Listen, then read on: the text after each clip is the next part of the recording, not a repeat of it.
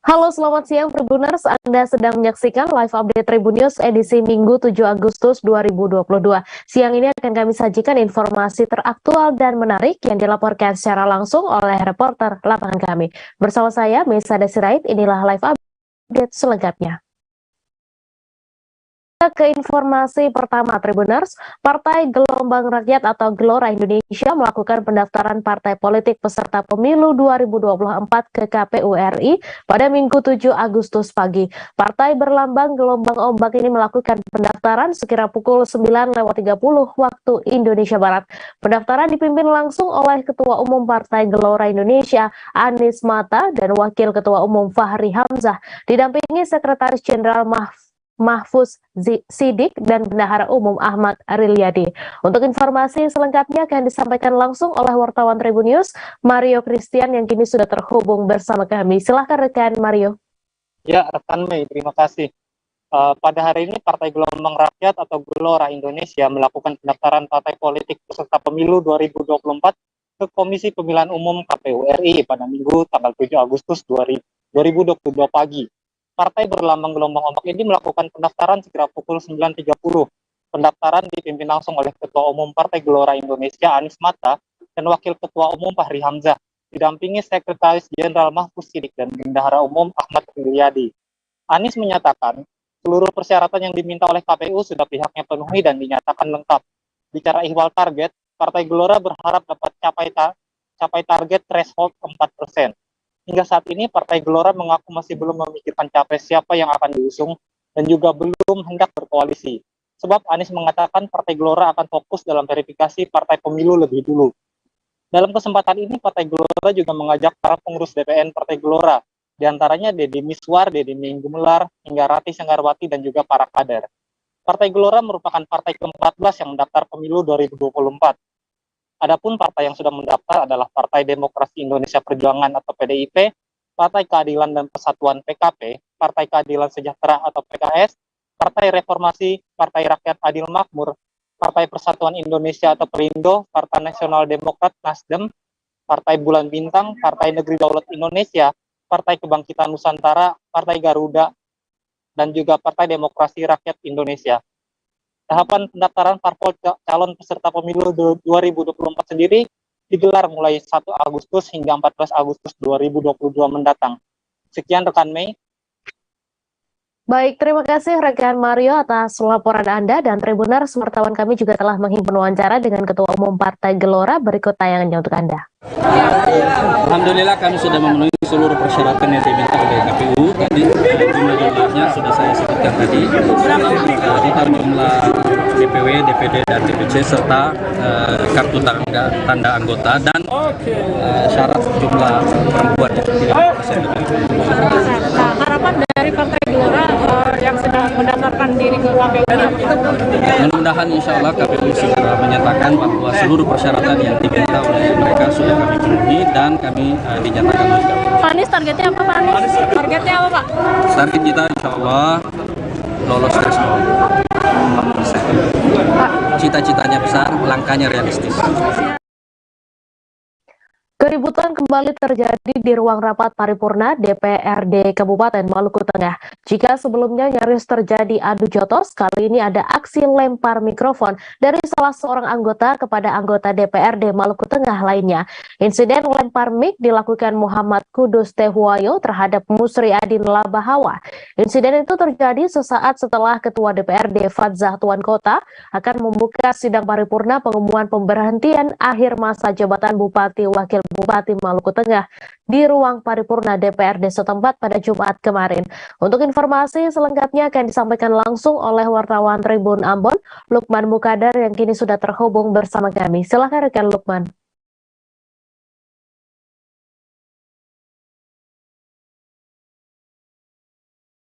Lagi terjadi insiden keributan ini terjadi di antar sesama anggota DPRD di Dewan Perwakilan Rakyat Daerah Kabupaten Maluku Tengah, Provinsi Maluku, di mana insiden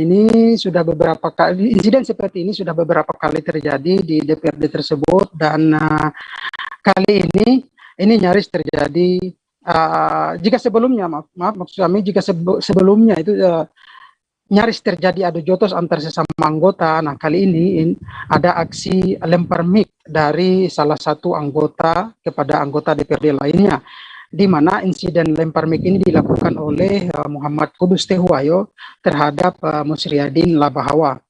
Dan insiden itu terjadi sesaat setelah Ketua DPRD Fatsatuan Kota akan membuka sidang paripurna pengumuman pemberhentian akhir masa jabatan Bupati dan Wakil Bupati Maluku Tengah pada Jumat 5 Agustus 2022 kemarin. Dan Tribuners, insiden ini bermula saat Musriadin Labahawa ini menghidupkan mikrofonnya dan meminta Ketua DPRD untuk mempersilahkan dia berbicara. Nah, saat yang sama ini Muhammad Kudus Tehuwayo sementara berbicara. Nah, Kudus merasa dirinya tidak dihargai, ia pun langsung naik pitam. Di sana Kudus sempat mengatakan kepada Musriadin bahwa biarkan dulu dia berbicara dan jangan dipotong-potong begitu, Tribuners. Inilah rasa ketersinggungan dari Kudus sehingga dia naik pitam, dan langsung saat itu juga dengan nada tinggi Kudus langsung mengambil mikrofon yang ada di depan dia, langsung melemparinya ke Musriadin. Hanya saja mic itu tidak mengenai sasaran. Nah, keributan itu pun semakin menjadi-jadi setelah wakil rakyat lainnya ikut mendukung Muhammad Kudus ini, seperti ada di sana Sukri Wailisa, juga Abdul Qadir Selano dan Jailani Tumagola. Nah, keributan pun semakin menjadi-jadi di sana. Dan melihat kondisi itu semakin panas, sejumlah anggota dewan pun kemudian melerai dan berhasil meredam situasi, Tribuners. Dan kita ketahui bahwa sebelum insiden itu terjadi, Kudus ini menyampaikan instruksi sebelum paripurna dibuka oleh Ketua DPRD, dan Kudus meminta agar paripurna masa akhir jabatan itu ditunda dulu sebab belum ada sidang paripurna alat kelengkapan dewan atau AKD. Dan akhirnya dari usulan itu pun kemudian berujung keributan antara Kudus dan anggota lainnya. Begitu, Mei. Baik, terima kasih rekan Lukman atas laporan Anda. Selamat bertugas kembali. Kita beralih ke informasi selanjutnya, Tribuners. Pekan Seni Rupa Internasional akan kembali hadir di DKI Jakarta melalui Art Jakarta 2022. Pameran tersebut digelar di Jakarta Convention Center Senayan, Jakarta pada 26 hingga 28 Agustus 2022. Pada akhir 2020 lalu, Art Jakarta memperkenalkan Art Jakarta Virtual, pekan seni yang menjadi pengalaman baru bagi audiens dalam situasi nyaman di rumah. Acara 4 bulan ini menjadi pengingat bahwa ranah seni terus berkembang, bahkan dalam situasi yang sulit. Untuk informasi selengkapnya akan disampaikan langsung oleh wartawan Warta Kota, Yolanda Putri, yang kini sudah terhubung bersama kami. Silakan rekan Yolanda.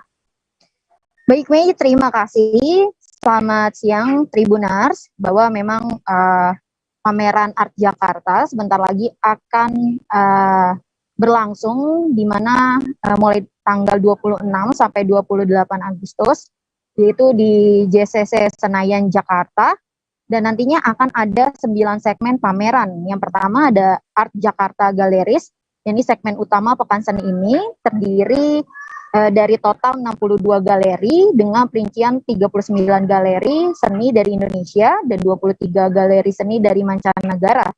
Lalu yang kedua ada Art Jakarta Spot, di mana pameran ini merupakan platform khusus berupaya karya instalasi.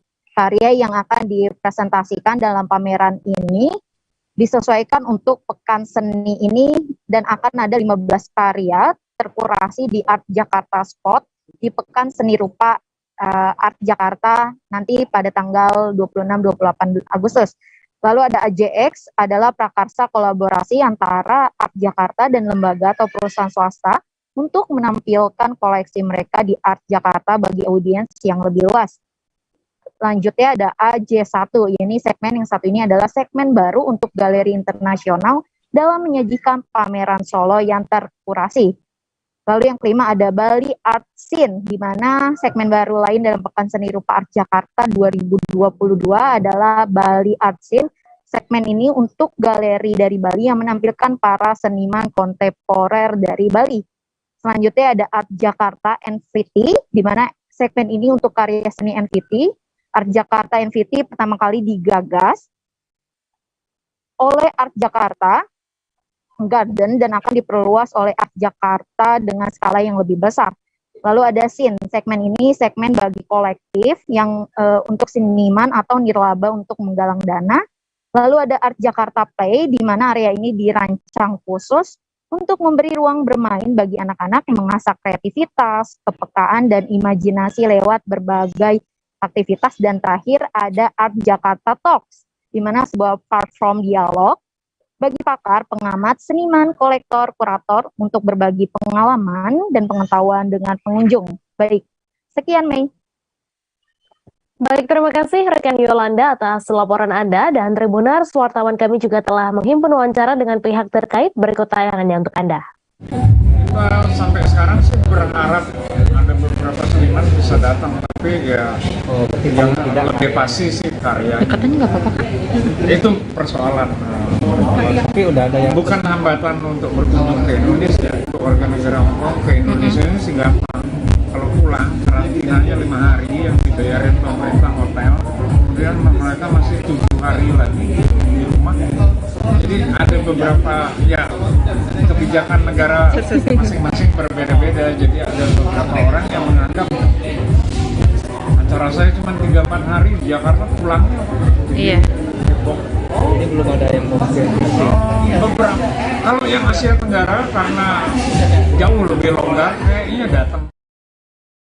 Asisten pribadi atau ASPRI Hotman Paris, Putri Maya Rumanti, mengalami kecelakaan di Bandar Lampung pada Sabtu 6 Agustus siang. Kecelakaan yang dialami oleh Putri Maya Rumanti tepatnya di flyover Jalan Sultan Agung, Ria Cudu, Bandar Lampung. Kecelakaan itu terjadi ketika ASPRI Hotman Paris, Putri Maya Rumanti, melintas dengan mengendarai Hyundai Palisade BE 805 PUT di ruas jalan Bandar Lampung tersebut sekira pukul 11:30 waktu Indonesia Barat. Untuk informasi selengkapnya akan disampaikan langsung oleh wartawan Tribun Lampung, Bayu Saputra, yang kini sudah terhubung bersama kami. Silakan rekan Bayu.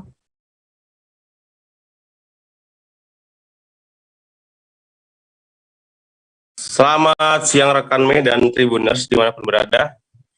Saya Bayu Saputra dari Tribun Lampung melaporkan bahwasannya kemarin sekitar pukul 11.30 waktu Indonesia Barat, tepatnya di flyover Sultan Agung Ria Kudu atau sering disebut flyover Korpri, benar terjadi kecelakaan lalu lintas yang melibatkan asisten pribadi dari pengacara kondang Hotman Paris Hutapea, yaitu Ibu Putri Maya Rumanti, dan beliau ditabrak oleh anggota TNI Angkatan Darat yang berdinas di Kodim 0410 Kota Bandar Lampung, yakni Pratu Alif. Dijelaskan oleh Ibu Maya atau Ibu Putri bahwasannya kejadian tersebut dia mendadak mendapatkan musibah tersebut karena sebelumnya dia sempat melihat di spion sebelah kiri itu ada kendaraan roda 2 yang berplat W3557 SGW yang langsung menabrak sebelah kiri di bagian mobil dan mengakibatkan kendaraan yang dikendarai oleh asisten pribadi Hotman Paris Hutapea ini, Ibu Putri, mengalami pecah ban di bagian belakang sebelah kiri. Dan arus lalu lintas sempat terjadi kemacetan, namun Aibda Heri Ramadan dari PJR Polda Lampung turut mengamankan situasi kondisi sehingga arus lalu lintas tetap normal. Begitu rekan Mei dan Tribuners dimanapun berada, saya Bayu Saputra dari Bandar Lampung, Provinsi Lampung melaporkan kembali ke studio. Terima kasih rekan Bayu Saputra atas laporan Anda, dan Tribuners, wartawan kami juga telah menghimpun wawancara dengan ASPRI dari Hotman Paris serta anggota PJR Ditlantas Polda Lampung. Berikut tayangannya untuk Anda. Kendaraan motor kemana, Mbak? Ke rumah sakit Immanuel. Hospital Immanuel ya, udah ditanganin ya, medis ya. Saya suruh ke rumah sakit aja lah tadi sama Gojek, soalnya kita bingung kalau saya anterin mobil nggak bisa jalan juga. Terus motornya nanti kenapa-napa kan, saya juga takut. Untuk tadi ada pantas lewat kan. Lihat. Ini gimana sih, Mbak? kronologisnya Mbak sehingga Mbak ditabrak itu Mbak? Iya, kita kan naik dari atas kan dari jauh tuh udah kelihatan macet. Otomatis kita ngerem juga kan. Kebetulan mah di depan kita tuh ngerem. Pokoknya karena kondisinya macet ya kita ngerem. Ngerem semua, Ngerem semua. Tapi dari belakang? Dari belakang itu kita udah ngelihat dari sen kiri saya udah lihat. Waduh, motor tuh ngebut banget. Rupanya dia nyalip satu motor, ngebuang gitu, nggak ke ini lagi. Karena dia ngebut kenceng banget emang. Lihat aja keadaan motornya sampai kayak gitu. Risik gitu ya Mbak ya? Iya. Kalau seandainya saya yang ngebut, pasti dia nyungsep ke bawah dong. Dianya. Tapi memang kita dalam kondisi pelan dan ada saksi. Nah saat kejadian itu terus si pengendara motor ini? Dibantu sama motor-motor yang lain, bangun saya juga langsung turun gitu. Mungkin membantu juga Mbak ya? Iya, saya langsung. Keadaan si pengendara motor seperti apa Mbak? Dia sih kaget, shock, terus dia bilang, Mbak mobilnya rusak ya. Saya bilang, udah nggak apa-apa mobil Mas. Saya bilang yang penting kamunya nggak kenapa-napa. Memang sih cukup parah, maksudnya tuh kakinya luka-luka robek, tangan. Tapi yang penting dia bisa ke rumah sakit dulu lah. Infonya identitas kalau kata saudara Elsa bawa ke Immanuel, kemungkinan mungkin dari anggota TNI. Wah, anggota TNI. Kata Mbak. Iya. Saya juga belum melihat karena masih menunggu dari undangan. Kalau untuk kronologis Bang? Sementara Bang? Kita belum bisa menyimpulkan kronologis. Menurut keterangan itu sudah motor taruh belakang aja. Oh, taruh belakang ya? Sampai dengan kempes tuh Bang, ban ya Bang, pecah gitu. Berarti artinya kabur ya Bang ya? Kemungkinan seperti itu. Kita belum tanya juga Mas. Siap. Bang, imbauan kepada masyarakat Bang, dari Satlantas sendiri, dari PJ sendiri untuk pengendara mobil dan pengendara roda 2, apalagi kan saat ini macet nih Bang, di mana-mana. Imbauannya seperti apa Bang? Masyarakat yang akan lalu malam mematikan rambu-rambu yang ada, dengan kecepatan, terutama jaga jarak. Apabila memang tidak sanggup bawa kendaraan ataupun lelah, jangan dipaksakan, silakan berhenti istirahat. Apalagi kondisi macet ya Bang ya? Oh. Bang, izin Bang pangkat ya Bang? Ya, kita Aibda Heri. Aibda Heri, pangkat panjangnya Bang? Aibda Heri Ramadan. Siap. Satres Narkoba Polres Muba berhasil menghentikan peredaran narkotika jenis sabu seberat 1 kg dari tangan Agustiawan dan Afrizal Firdaus di Jalan Dusun 2, Desa Babat, Rambajaya, Kecamatan Babat Supat, Kabupaten Muba pada Rabu 3 Agustus. Dari tangan keduanya berhasil diamankan barang bukti diduga narkotika jenis sabu sebanyak 1 paket besar berwarna hijau merek Guan Yinwang. Diketahui narkotika jenis sabu tersebut merupakan sindikat jalur lintas yang akan masuk ke Kabupaten Muba, sedangkan untuk 1 kali antar sabu-sabu tersebut keduanya diberikan imbalan 30 juta rupiah. Untuk informasi selengkapnya akan disampaikan langsung oleh wartawan Sriwijaya Post, Fajri Ramadan, yang kini sudah terhubung bersama kami. Silakan rekan Fajri.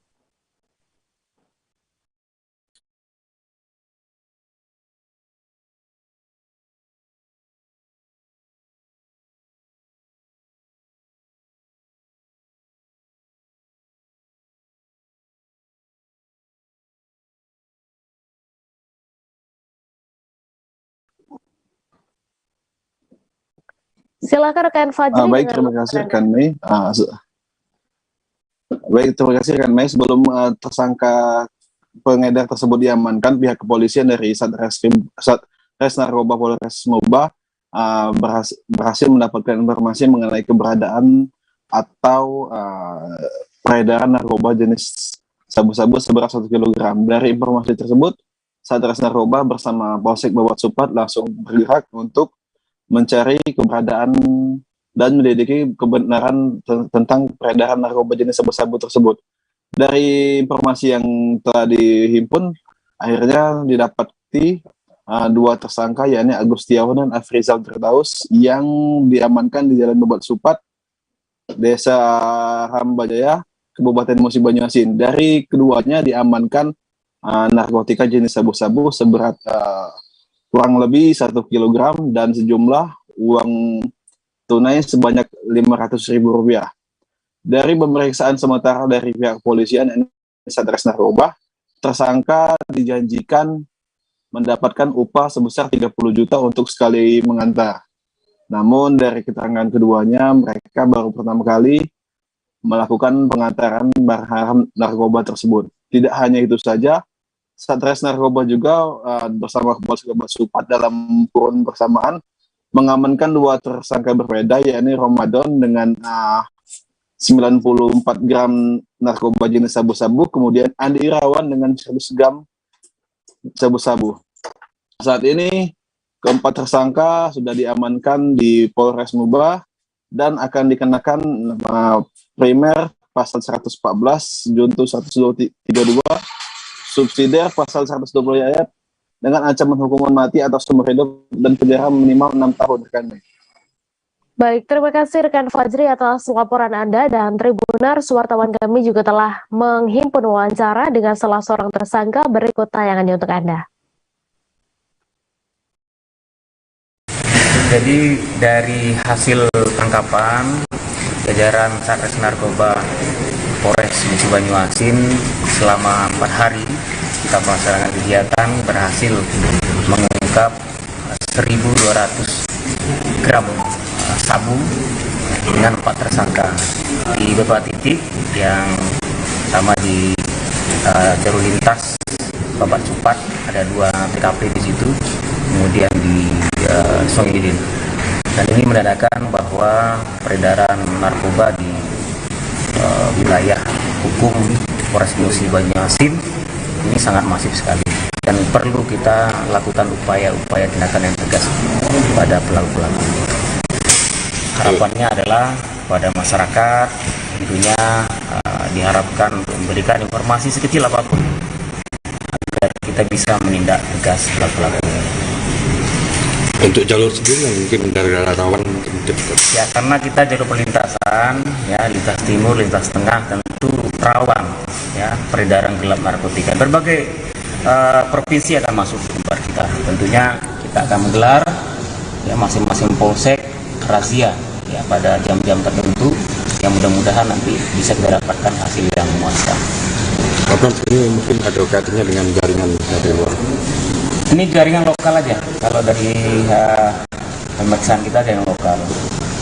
Mungkin barangnya dari Jambi ya, Jambi kemudian melintas ke sini, dan barang ini 1 kilo ini akan dipasarkan di wilayah. Upah itu berapa kamu dapat? Kalau upah belum Pak. Ya, belum kamu bisa janji ke berapa? Belum. Ya belum dikasih upahnya Pak. Ya, harusnya kamu janji dulu ya. Ya Pak. Makanya kamu cek dulu barangnya apa. Harusnya kamu tuh tahu sebenarnya. Tahu sebenarnya kamu. 30 juta dia. 30 juta. Janjinya. Kamu yang bohong. Ya janjinya 30 Pak. Tapi belum dikasih cuma 500.000 untuk beli minyak. Ya, kan kamu udah tahu bahwa itu barang terlarang kan? Iya Pak. Tapi kamu harus siap-siap. Bahwa apa yang kamu lakukan itu ya sesuai dengan apa yang kamu perbuat ya. Nyesal nggak? Nyesal Pak. Udah punya istri belum? Belum Pak. Masih umur berapa umur itu? 26 tahun. Ini siapa? Agus. Ya. Berapa umurnya? Polres Lampung Selatan menggelar press release keberhasilan beberapa kasus kriminalitas dan narkoba yang berhasil diungkap. Salah satu kasus kriminalitas yang berhasil diungkap Polres Lampung Selatan yaitu pelemparan bus di Jalan Tol Trans Sumatera atau ruas Desa Serdang, Kecamatan Tanjung Bintang, Lampung Selatan. Selanjutnya, Polres Lampung Selatan juga berhasil mengungkap kasus pencurian dengan pemberatan atau curat, pencurian dengan kekerasan atau curas, dan pencurian kendaraan bermotor atau curanmor, serta narkoba. Untuk informasi selengkapnya akan disampaikan langsung oleh wartawan Tribun Lampung, Domi Desmantri, yang kini sudah terhubung bersama kami. Silakan rekan Domi. Baik, Tribuners, kemarin baru saja Polres Lampung Selatan menggelar giat press release pengungkapan kasus selama bulan Juli hingga Agustus 2022. Lalu dalam press release tersebut, Kapolres Lampung Selatan AKBP Edwin menjelaskan pihaknya telah berhasil mengungkap 13 kasus C3, curat, curas, dan curanmor, sebanyak 7 kasus curat, pencurian dengan pemberatan, 1 kasus tindak pidana pencurian dengan kekerasan, dan 4 kasus curanmor. Lalu ada 1 kasus yang berhasil diungkap, yaitu pelemparan bus yang terjadi di Jalan Tol Trans Sumatera kilometer 68 plus 600A di Desa Serdang, Tanjung Bintang, Kabupaten Lampung Selatan. Lalu dalam pengungkapan kasus pelemparan bus tersebut dijelaskan bahwa pihaknya mengamankan 9 pelaku yang berusia masih remaja, dan 9 pelaku tersebut telah diamankan di Polda Lampung. Dan berdasarkan interogasi mereka, 9 anak tersebut melakukan aksinya karena iseng begitu. Mereka mendapatkan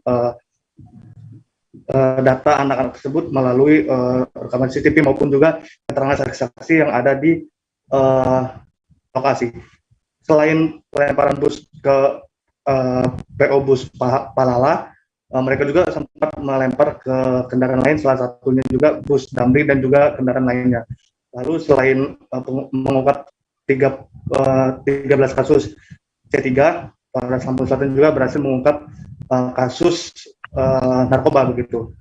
Ada 2 kasus narkoba yang berhasil diungkap, yaitu penyelundupan ganja seberat 26,6 kg dan juga sabu seberat 2 kg. Lalu dari pengembangan kasus tersebut, 7 orang tersangka telah diamankan, yaitu 6 orang tersangka sudah diamankan di Polres Lampung Selatan dan 1 orang berasal dari napi lapas kelas 2 Kalianda yang telah divonis 17 tahun penjara, hukuman 17 tahun penjara. Lalu dari keterangan mereka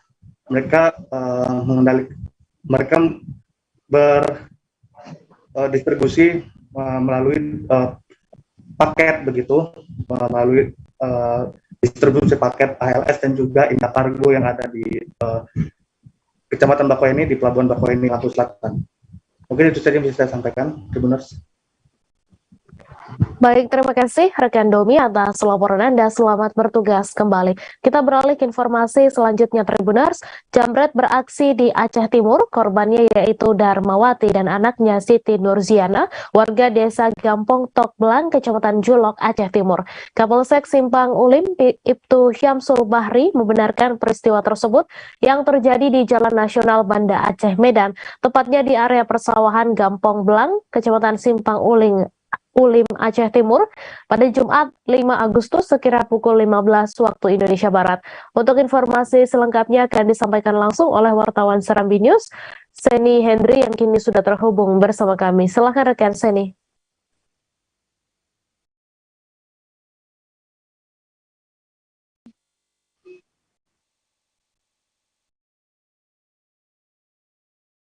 Terima kasih rekan Mei dan Tribuners, dapat kami laporkan dari Aceh Timur, Aceh, bahwa seorang ibu bernama Darmawati dan anaknya Siti Nurziana, warga desa Gampong Tok Belang, Kecamatan Julo, Kabupaten Aceh Timur, jadi korban jambret bermotor. Peristiwa tersebut terjadi di Jalan Nasional Banda Aceh Medan, tepatnya di Gampong Belang, Kecamatan Simpang Ulim, Kabupaten Aceh Timur, pada hari Jumat 5 Agustus sekitar pukul 15 WIB kemarin. Kapolsek Simpang Ulim Ibtu Syamsul Bahri SH membenarkan peristiwa ini dan mengaku sudah bertemu korban untuk menanyakan terkait kronologis peristiwa tersebut, dan Kapolsek bersama sejumlah personilnya juga sudah mendatangi lokasi kejadian.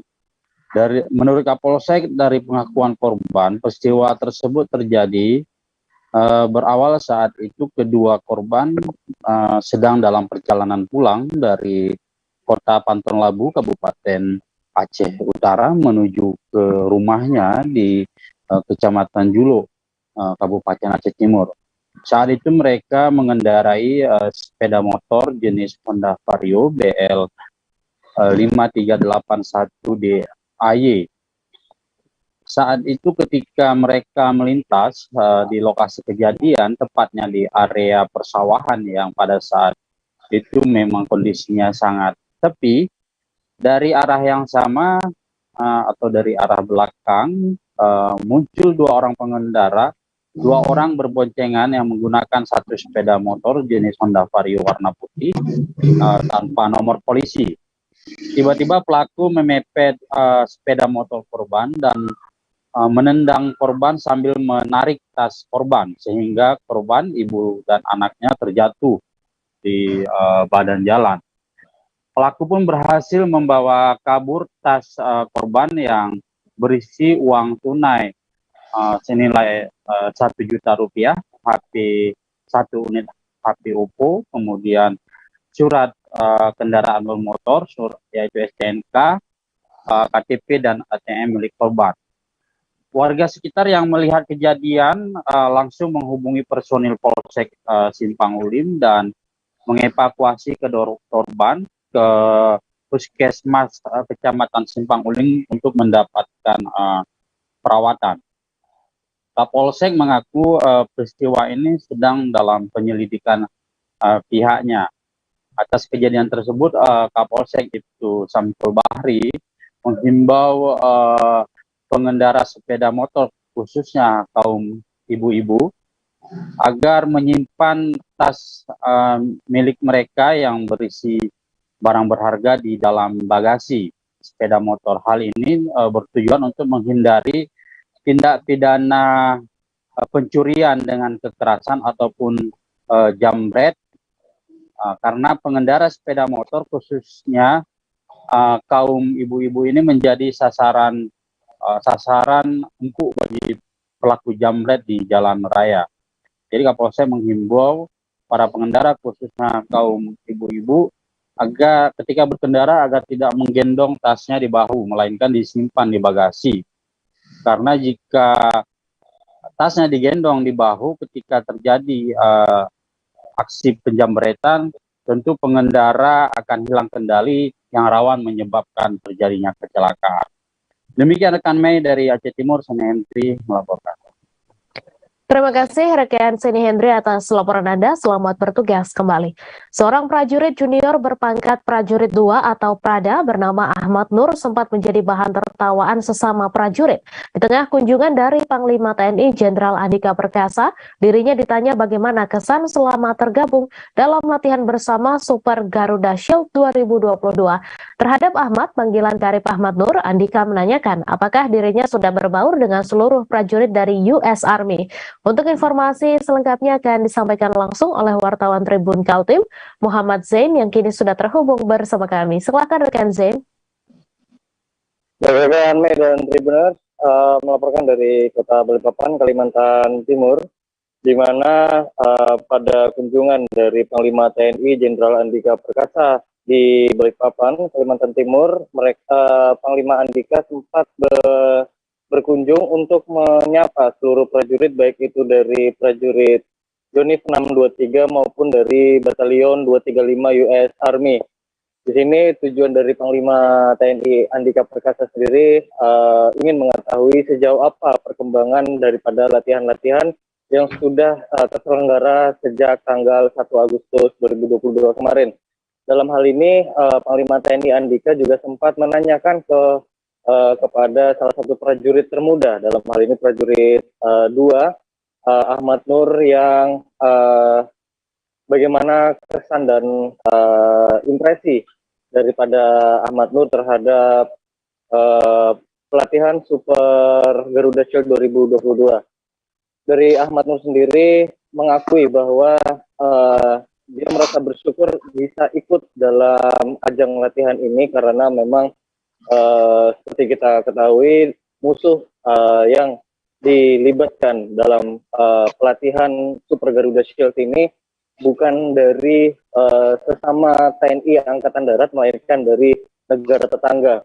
Dan memang untuk di Kalimantan Timur sendiri, di daerah latihan Kodam Menamula Warman, untuk musuhnya sendiri adalah negara Amerika Serikat yang menerjunkan kurang lebihnya 117 personil untuk pelatihan ini. Dan memang dari Andika Perkasa mengatakan untuk pelatihan ini bukan tujuan utama. Jadi ketika prajurit diterjunkan ke medan operasi, yang dipentingkan adalah komunikasi dan kerjasamanya. Sehingga daripada itu, Andika Perkasa menanyakan apakah dari Ahmad Nur selaku prajurit termuda sudah berbaur dengan para prajurit US Army. Dari Ahmad Nur sendiri memang sedikit banyak harus berjuang keras untuk bisa berkomunikasi ataupun berinteraksi dengan para prajurit US Army, karena memang dirinya bukanlah orang yang mahir dalam berbahasa Inggris. Namun dia mencoba untuk tetap berinteraksi dengan menggunakan dua cara. Yang pertama adalah dengan dibantu penerjemah, di mana penerjemahnya ini adalah seniornya dia. Kemudian yang kedua, dia menggunakan platform digital Google Translate, di mana dia ketika ingin mengajak berbicara ataupun berinteraksi, dia menggunakan Google Translate itu, kemudian diketik secara manual dan diperdengarkan kepada prajurit US Army. Dan setelah ditanya oleh Panglima TNI Andika Perkasa, dia ternyata mengajak berbicara terhadap salah satu prajurit wanita yang bernama Owen Alexis, di mana dia sempat menanyakan nama, kemudian bertukar nomor handphone dan juga bendera Indonesia dan Amerika. Namun begitu, dari Alexis sendiri, dia mencoba untuk menjawab semua pertanyaan daripada Ahmad Nur, sekalipun memang dari pertanyaan yang diajukan oleh Ahmad Nur terhadap Alexis ini sedikit membingungkan, lantaran memang dari Ahmad Nur yang tidak begitu memahami bagaimana berinteraksi dengan bahasa Inggris yang baik dan benar. Memang dari segala jawaban yang dilontarkan dari Ahmad Nur sendiri memang sempat memecah gelak tawa, terutama dari Panglima TNI Andika dan juga sesama prajurit. Namun hal itu dijadikan oleh Andika agar menjadi pelajaran kepada seluruh prajurit untuk bisa belajar dan mengambil ilmu daripada prajurit US Army untuk bisa berinteraksi dan kemudian meningkatkan komunikasi, terutama di medan operasi nantinya. Mungkin demikian yang bisa dilaporkan rekan Mei. Baik, terima kasih rekan Zain atas laporan Anda. Selamat bertugas kembali. Warga dihebohkan dengan adanya kemunculan semburan gas secara tiba-tiba di Balai Desa Tekorejo, Kecamatan Buai Madang Timur, Kabupaten Oku Timur pada Jumat 5 Agustus. Adanya semburan gas itu bermula ketika pekerja mengebor sumur akan mengangkat dan mengganti pipa paralon. Kemudian keluar air disertai lumpur yang diikuti semburan gas. Untuk informasi selengkapnya akan disampaikan langsung oleh wartawan Tribun Sumsel, Edo, yang kini sudah terhubung bersama kami. Silakan rekan Edo. Baik rekan Mei dan Tribuners, dapat saya jelaskan bahwa awalnya kemunculan gas itu dikarenakan para pekerja sedang melakukan pengeboran untuk pembuatan sumur dengan kedalaman 150 meter. Nah, ketika sumur itu sudah selesai digali, sudah selesai dan terjadi proses pemasangan dan pergantian pipa. Nah, disitulah awal dari kemunculan semburan gas itu. Nah, semburan gas itu awalnya itu muncul air.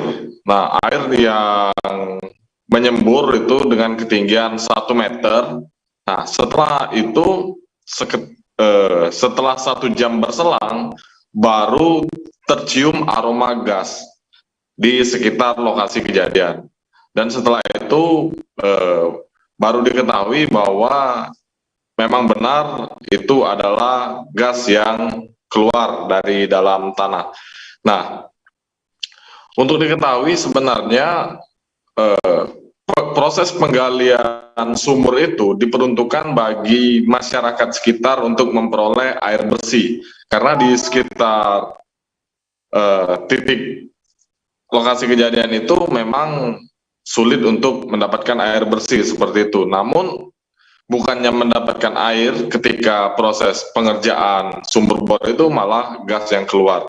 Nah, akibatnya dari semburan gas itu 4 rumah yang berada di sekitar TKP itu diarahkan oleh pihak terkait baik dari kepolisian, Polsek Buai Madang Timur dan juga BPBD Oku Timur mengarahkan mereka untuk mengungsi terlebih dahulu. Nah, 4 rumah terdekat itu sudah mengungsi ke tempat saudaranya masing-masing. Nah, beruntung dalam insiden ini tidak ada korban luka-luka ataupun korban jiwa. Nah, kondisi terbaru di sekitar lokasi kejadian itu pihak kepolisian sudah memasang garis polisi. Selain itu warga tidak boleh berada di sekitar lokasi semburan gas itu. Selain itu juga pihak dari pemerintah itu menyediakan 1 unit mobil damkar, saya lihat itu untuk berjaga-jaga apabila ada sesuatu yang tidak diinginkan. Nah, selanjutnya pihak PGN, perusahaan gas negara, pada saat awal kemunculan gas itu sudah melakukan penelitian menggunakan alat detektor dan sudah ia sampaikan bahwa itu benar gas. Nah, selanjutnya apa saja yang tergantung dalam gas itu, apakah benar itu gas bumi, pihaknya belum bisa memastikan karena masih dalam penelitian. Hanya saja pihak dari PGN mengimbau agar masyarakat tidak mendekati lokasi kejadian dan diusahakan menjauh karena diduga gas tersebut mengandung racun yang tentunya membahayakan bagi kesehatan. Demikian rekan Ming. Terima kasih rekan Edo atas laporan Anda. Selamat bertugas kembali. Banjir melanda sejumlah dusun di Desa Semangau, Kecamatan Sambas, Kabupaten Sambas pada Jumat 5 Agustus kemarin. Sejumlah anak-anak terpantau bermain air saat debit banjir mulai surut sore hari. Menurut pengakuan warga Dusun Hulu Desa Semangau bernama Lastri, banjir terjadi pagi hari saat pasang air sungai. Selain itu, hujan dengan intensitas lebat juga terjadi sepanjang hari, membuat air naik. Ia mengungkapkan tetangganya yang tinggal di tepi sungai merupakan warga yang paling terdampak lantaran ketinggian air mencapai 50 cm. Untuk informasi selengkapnya akan disampaikan langsung oleh wartawan Tribun Pontianak, Imam Maksum yang kini sudah terhubung bersama kami. Silakan rekan Imam.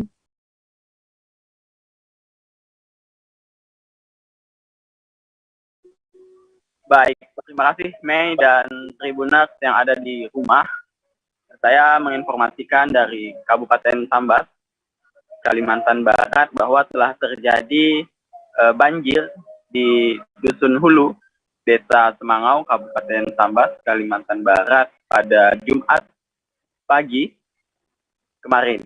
Nah, banjir yang merendam sebanyak atau sejumlah puluhan rumah terjadi saat pagi hari pada hari Jumat hingga sore harinya. Diperkirakan warga yang terdampak banjir sekitar puluhan rumah, kemudian sempat mengganggu aktivitas masyarakat di Dusun Hulu, Desa Semangau. Di antaranya adalah ruas jalan di beberapa titik dan juga beberapa kawasan pemukiman di Dusun Hulu terendam banjir setinggi lutut orang dewasa. Menurut kesaksian warga Dusun Hulu, warga yang paling berdampak banjir adalah warga yang tinggal di bantaran sungai, sebab banjir dikarenakan selain dari curah hujan yang tinggi yang turun selama 2 hari, kemudian juga dibarengi dengan periode pasang air laut di sungai tersebut. Nah, kemudian dari keterangan warga juga pada hari Jumat bahwa rata-rata banjir merendam sekitar atau setinggi 50 cm di rumah warga. Namun kondisi banjir itu hanya berlangsung dalam hitungan jam karena saat sore hari banjir mulai surut dan ketinggian air sudah mencapai mata kaki orang dewasa. Dan pada Jumat kemarin juga sore hanya tinggal beberapa titik yang terendam banjir, dan saat ini update terbaru bahwa informasi dari warga banjir sudah mulai berangsur surut sepenuhnya. Menurut data dari BPBD Sambas bahwa memang benar sekitar puluhan rumah warga yang terdampak oleh banjir. Nah, beberapa warga mengkhawatirkan akibat banjir tersebut hewan-hewan berbahaya atau binatang-binatang yang berbahaya dapat masuk ke dalam rumah dan membahayakan anak-anak, kemudian warga yang tinggal atau warga yang terdampak banjir tersebut. Nah, menurut keterangan warga juga, warga sudah waspada dan mengantisipasi dengan menaikkan atau menaikkan barang-barang berharga yang mudah basah ke tempat yang lebih tinggi. Nah, menurut warga juga bahwa banjir di dusun tersebut terjadi dalam setahun itu satu kali. Artinya tidak begitu sering, namun banjir besar sudah terjadi 5 tahun yang lalu. Nah, sekian, Meng. Baik, terima kasih rekan Imam atas laporan Anda. Dan Tribuners, wartawan kami juga telah menghimpun wawancara dengan warga Dusun Hulu, Desa Semangau. Berikut tayangannya untuk Anda.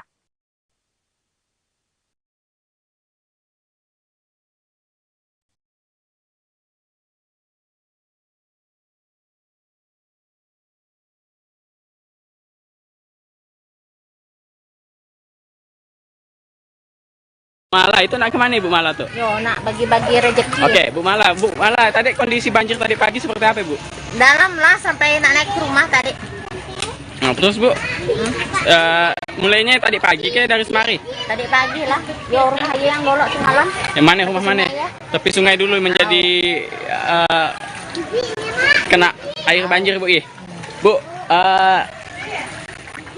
kira-kira Bu, setinggi apa tadi di jalan itu? Sebatis lah.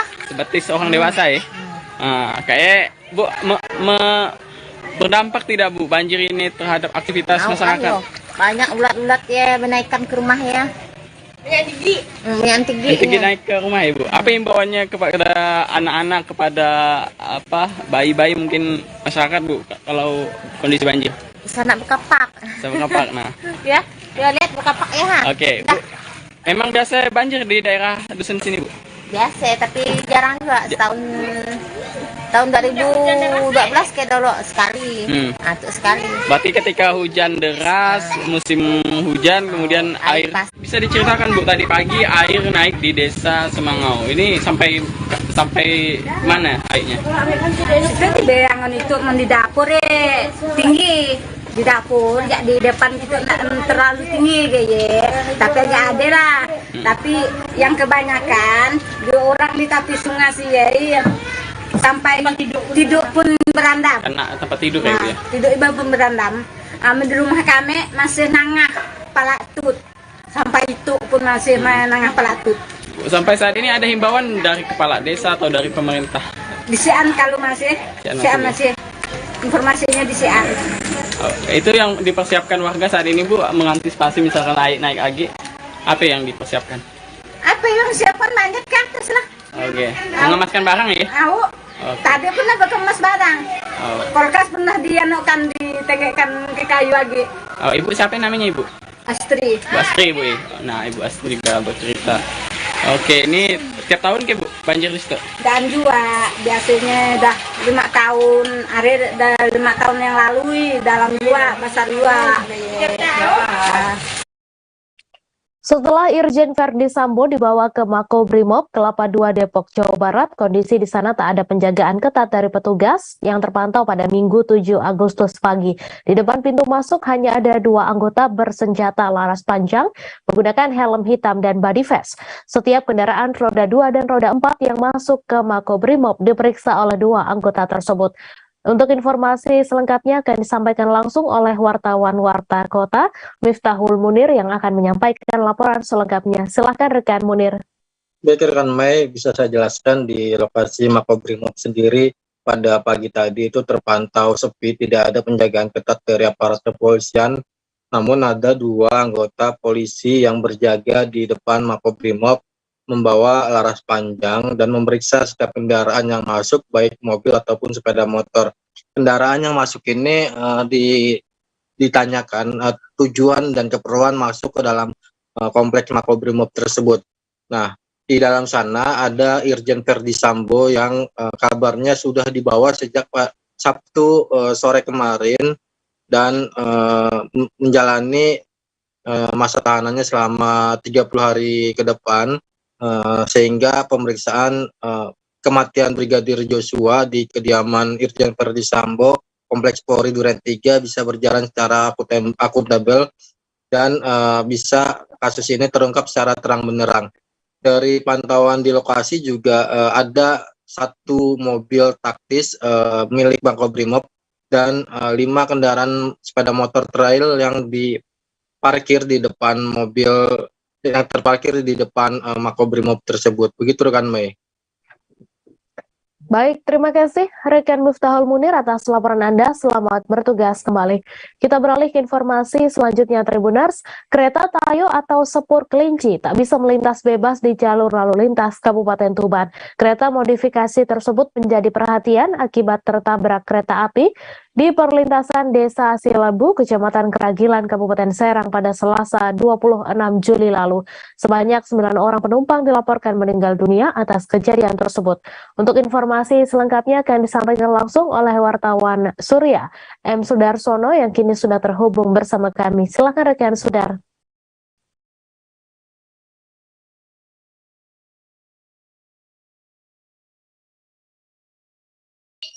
Halo Mei, Satlantas Polres Tuban kini telah memberikan atensi terhadap kereta Tayo yang selama ini masih melintas di jalur Pantura, mulai dilakukan sosialisasi hingga penindakan.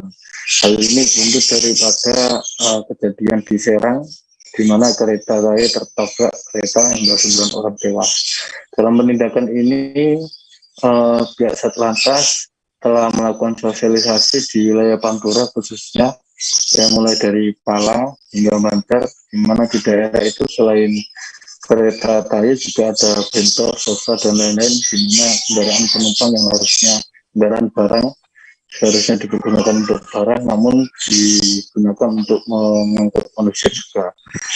Dari hal ini pihak Satlantas melakukan sosialisasi agar kendaraan tersebut tidak dipergunakan untuk mengangkut penumpang. Dari penindakan selama ini, Satlantas sudah menindak 2 kereta Tayo sebelum viral-viral kejadian di Serang, dan saat ini kegiatan masih tetap dilanjutkan sebagaimana keterangan yang disampaikan Kanit Joli Ibda Kistelia Rei Patayama. Begitu, Mai. Baik, terima kasih rekan Sudar atas laporan Anda. Selamat bertugas kembali. Pemerintah Kota Semarang membagikan 4.577 kue merah putih kepada 4.577 peserta apel dalam rangka pembukaan rangkaian kegiatan Hari Ulang Tahun ke-77 Republik Indonesia. Pembagian kue merah putih dilakukan usai kegiatan apel serta senam bersama yang digelar di sepanjang Jalan Pemuda pada Jumat 5 Agustus. Gerakan pembagian kue merah putih ini berhasil memecahkan rekor Leprit 2 tahun 2022. Untuk informasi selengkapnya akan disampaikan langsung oleh Eka Yulianti, wartawan Tribun Jateng, yang kini sudah terhubung bersama kami. Silakan rekan Eka. Baik, rekan Mei, ya, pemerintah Kota Semarang pada Jumat lalu membagikan 4.577 kue merah putih kepada para peserta apel dalam rangka pembukaan rangkaian kegiatan Hari Ulang Tahun Kemerdekaan Republik Indonesia yang ke-77 di sepanjang Jalan Pemuda. Dan ada makna tersendiri dari 4.577 kue yang dibagikan kepada seluruh peserta apel, di mana 45 ini menandakan bahwa Indonesia lahir pada 1945 dan kemudian 77 sendiri saat ini Indonesia telah menginjak usia 77 tahun. Wali Kota Semarang Hendrar Prihadi sendiri berharap masyarakat bisa mengisi hari kemerdekaan dengan berbagai kegiatan positif yang bisa memberikan spirit atau semangat untuk tetap menjadikan Indonesia semakin maju. Dan selain pembagian kue, Wali Kota Semarang Hendra Prihadi bersama dengan Wakil Wali Kota juga memberikan 10.000 bendera kepada masyarakat atau secara simbolis diberikan kepada warga Sekayu, di mana Balai Kota Semarang itu berada di kelurahan tersebut. Diharapkan para warga sendiri ini bisa memasang bendera di halaman atau di masing-masing rumah mereka. Kemudian pada rangkaian pembukaan HUT ke-77 Republik Indonesia ini di Kota Semarang juga dimeriahkan dengan berbagai perlombaan, di mana Wali Kota Semarang bersama dengan Forkopimda turut serta mengikuti lomba-lomba yang diadakan di halaman Balai Kota, diantaranya lomba makan kerupuk, lomba pecah air, lomba memakai celana tanpa tangan, kemudian juga eksibisi futsal bersama dengan para jurnalis yang bertugas di pemerintah Kota Semarang. Kemudian Hendy juga mempersilahkan masyarakat untuk menggelar berbagai lomba untuk memeriahkan atau memperingati HUT ke-77 Republik Indonesia ini. Namun Hendy atau sapaan akrab Wali Kota Semarang ini meminta masyarakat untuk segera mengikuti booster sebelum mengikuti kegiatan agar meminimalisir terjadinya penyebaran COVID-19 di mana saat ini masih ada kasus di Kota Semarang. Demikian rekan Mei. Baik, terima kasih rekan Eka atas laporan Anda, dan Tribuners, wartawan kami juga telah menghimpun wawancara dengan Wali Kota Semarang. Berikut tayangannya untuk Anda.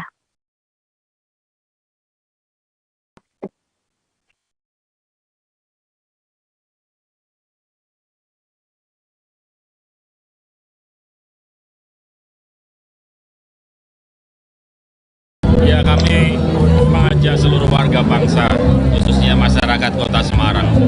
Beberapa hari lagi ada momentum tanggal lahir kemerdekaan Republik Indonesia, yang pasti waktu itu para founding father juga memperolehnya dengan sebuah perjuangan yang berat.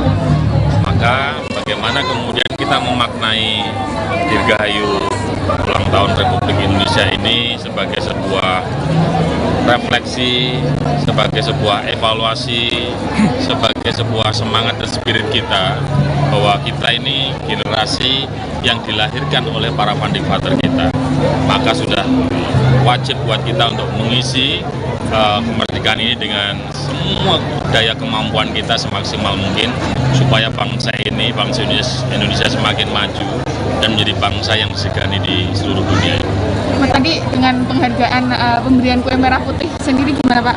Ya, kalau saya tidak lihat penghargaannya, tapi saya lihat spiritnya, bahwa kawan-kawan berkumpul bersama, kemudian mewarnai sebuah kegiatan pagi hari ini dengan positif dan sebuah spirit untuk memperingati hari ulang tahun ke-77, kemudian dibagikan sebuah roti untuk masing-masing dan ternyata menjadi sebuah rekor dunia. Nah, itu kan namanya bonus.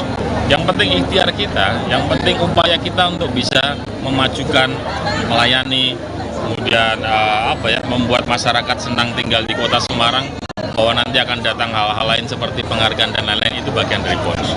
Tapi tujuan utama hari ini saya mengajak pada teman-teman pemerintah Kota Semarang, ayo kita layani masyarakat kita dengan baik supaya mereka betah dan nyaman tinggal di kota ini. Ya. Pak, hiburan sendiri ke masyarakat dalam pelaksanaan ini? Ya, saya rasa kemeriahannya sudah mulai terasa, berbeda dari 2 tahun yang lalu.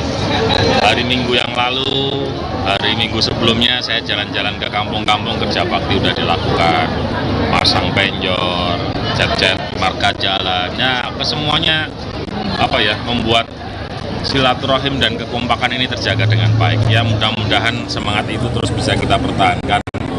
Tapi tetap jangan lupa ada PR besar kita. Masyarakat harus segera menyelesaikan boosternya. Di dunia luar sana boosternya udah booster ke yang keempat. Kita hari ini masih sibuk booster ketiga. Maka kalau kita bisa tertib disiplin terkait dengan hal itu, COVID sudah tidak menjadi persoalan buat kita. Ya. Grup musik Kahitna resmi menggelar konser bertajuk 36 tahun Anniversary Kahitna Special Concert di G-Expo Convention Center and Theater Kemayoran, Jakarta Pusat pada Sabtu 6 Agustus.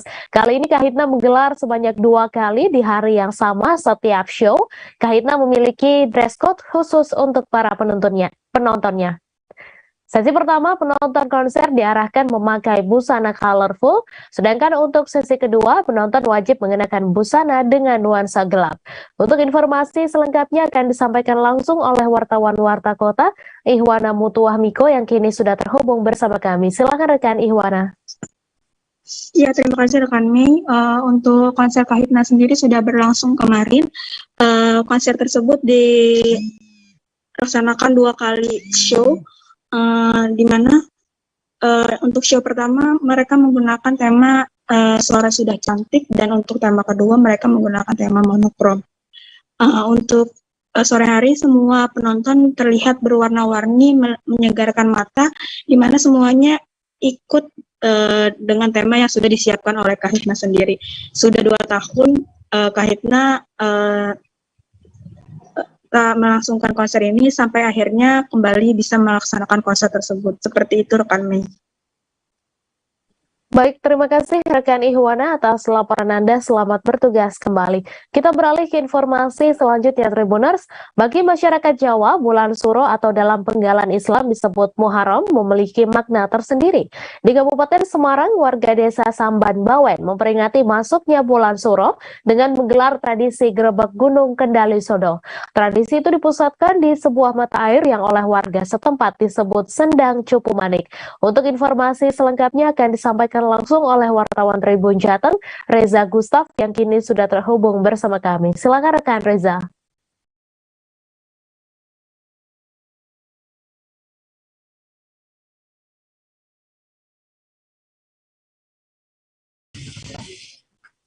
Baik rekan Mei, yang bisa dilaporkan dari Kabupaten Semarang, tepatnya ada di Desa Samban di Kecamatan Bawen, yakni tradisi Grebek Gunung Kendali Sodo yang dilaksanakan oleh warga setempat ya, dari berbagai lapisan masyarakat termasuk perangkat desa, dari pemerintah, dari juru kunci dan masyarakat setempat.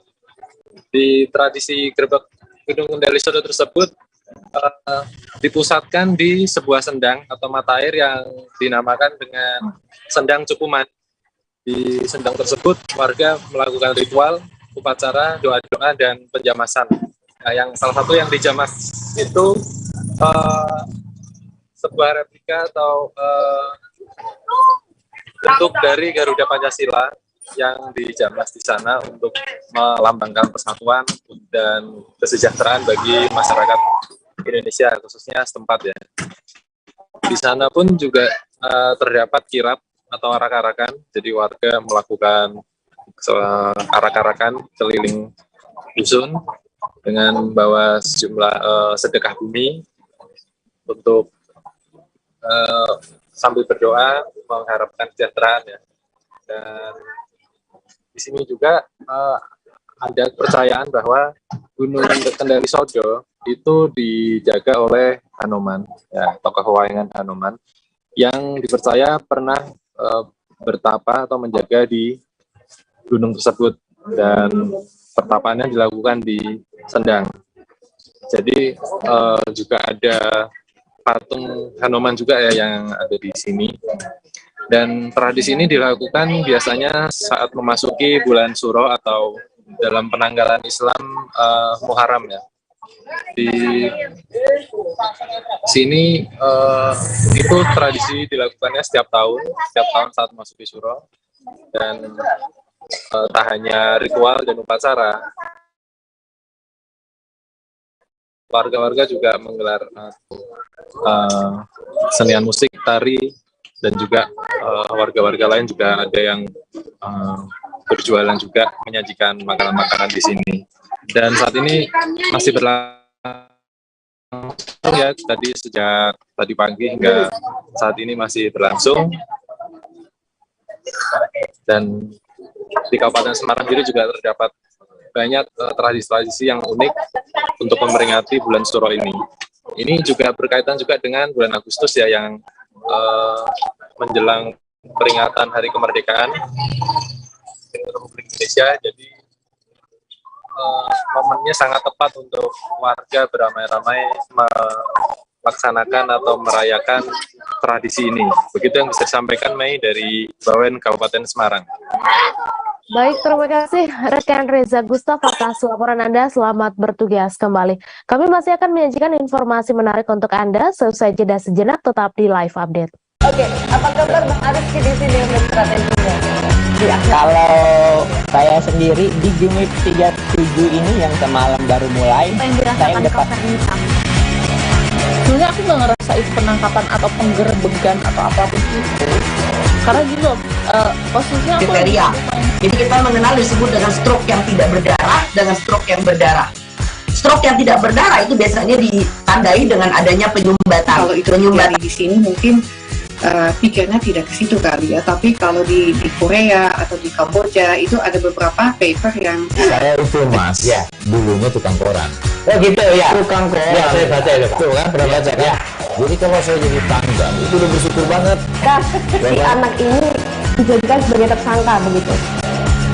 Ya kalau ini kita bicara yang di luar kasus Sibolombo ya. Dengan nama hujan shower, di mana terdapat batas jelas antara daerah hujan dan tidak hujan yang biasanya terjadi pada fase awal mature stage atau tahap berbahaya itu Kang. Jadi mulai artinya terjadinya perlembekan. Nah itu untuk penetrasi akan sulit gitu ya.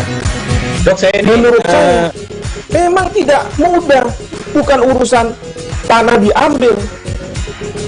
Kalau misalnya Amerika Serikat sekarang, Rasulullah mengatakan di dalam sebuah hadis bahwa berpuasa di 6 hari Syawal itu.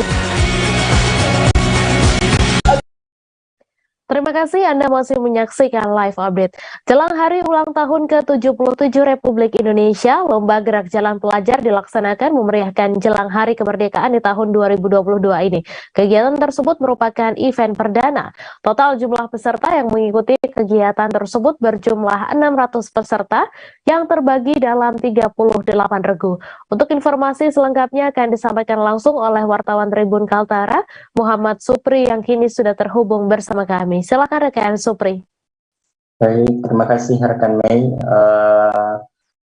Kegiatan yang diinisiasi dalam rangka jelang peringatan hari ulang tahun ke-77 Republik Indonesia di Kabupaten Malinau, salah satu rangkaiannya adalah Lomba Gerak Jalan Indah tingkat pelajar yang telah dilaksanakan oleh Kecamatan Malinau Kota sejak kemarin. Pelaksanaannya dipusatkan di wilayah Kecamatan Malinau Kota, di mana diikuti oleh 38 regu. Dari total peserta yang mengikuti kegiatan tersebut ada 600 peserta yang terdiri dari peserta didik jenjang pendidikan SD, SMP, dan SMA sederajat. Untuk diketahui rute perjalanan pada saat Lomba Gerak Jalan Indah ini mulai dari Jalan Duyan di Desa Malinau Kota, kemudian titik finishnya di pinggiran Sluwing Desa Malinau Kota. Kegiatan tersebut dilaksanakan sejak pagi hari kemarin dan sekira siang pukul 11 atau menjelang pukul 12 WITA dijadwalkan telah selesai. Untuk rangkaian kegiatan yang dilaksanakan di Malinau Kota meliputi gerak jalan indah tadi, dan kemudian nantinya akan ada pagelaran karnaval atau pawai dalam rangka memperingati hari ulang tahun kemerdekaan pada 13 Agustus 2002 mendatang nanti. Untuk kegiatan karnaval tersebut pada saat pantauan kami di lapangan kemarin untuk kegiatan gerak jalan bersama ini diikuti oleh 600 peserta, setidaknya diikuti oleh peserta didik jenjang SD, SMP, dan SMA sederajat, dan karena antusiasme masyarakat, Dinas Perhubungan dan Satuan khusus untuk mengendalikan lalu lintas tersebut dibuka dengan sistem mekanisme buka tutup, di mana rekayasa lalu lintas dilakukan agar tidak mengganggu jalannya gerak jalan, lomba gerak jalan tersebut. Untuk kegiatan ini sendiri memang telah diinisiasi sebelum pertama kali diinisiasi untuk pada tahun ini, di mana sebelumnya memang berdasarkan penuturan dari panitia pelaksana dari Kecamatan Malino Kota mengatakan bahwa kegiatan tersebut merupakan event perdana setelah sebelumnya pernah digelar pada saat Malino belum terbentuk pada sekira tahun 1999 lalu atau kurang lebih 23 tahun yang lalu, dan baru kali ini sempat diadakan berdasarkan hasil kesepakatan rapat bersama panitia pelaksana hari ulang tahun dan pihak Kecamatan Malino Kota yang dinilai merupakan permintaan langsung dari masyarakat setempat untuk mengadakan kegiatan serupa. Untuk diketahui, Mei, selanjutnya akan diadakan karnaval atau pawai yang juga diinisiasi oleh pihak kecamatan yang nantinya akan dilaksanakan pada 13 Agustus 2022 mendatang dalam rangka rangkaian peringatan hari ulang tahun ke-77 Republik Indonesia di Kabupaten Malino. Demikian rekan Mei. Baik, terima kasih rekan Supri atas laporan Anda. Selamat bertugas kembali. Informasi tadi sekaligus menutup perjumpaan kita dalam live update hari ini. Jangan lupa saksikan informasi terbaru lainnya hanya di kanal YouTube Tribun Network. Terima kasih atas kebersamaan Anda. Saya Meisa Desirait beserta kru yang bertugas pamit undur diri dan sampai jumpa.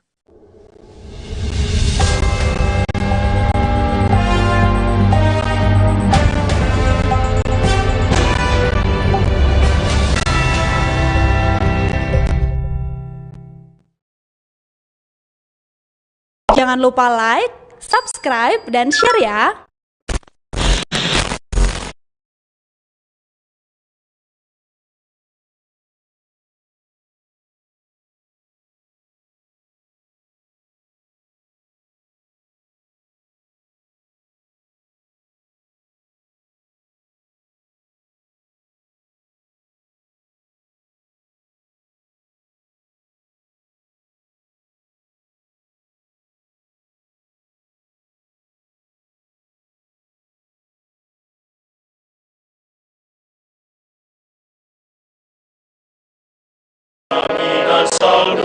Habis handphone hilang, tiba-tiba ada email masuk, saldo GoPay Anda sudah terpakai.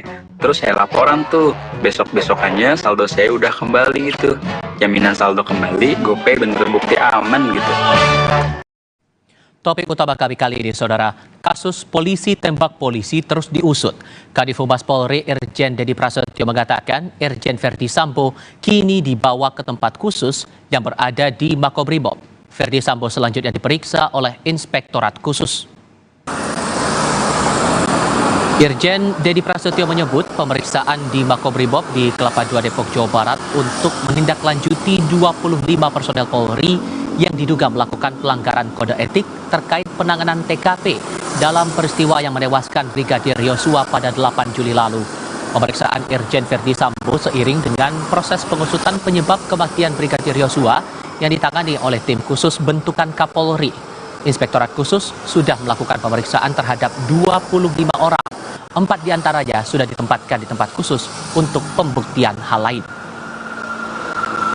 Informasi terkini, kelanjutan pemeriksaan Irjen Verdi Sambo, kita bergabung dengan jurnalis Kompas TV Asri Gunawan di Markas Korps Brimob di Kelapa II Depok, Jawa Barat. Asri, sejauh ini apakah ada keterangan apakah status Irjen Verdi Sambo ini ditetapkan sebagai tersangka atau sebagai saksi?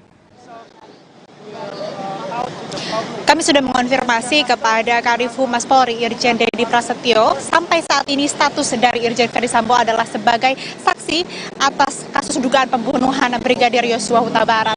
Kemudian juga dalam keterangan pers kemarin Irjen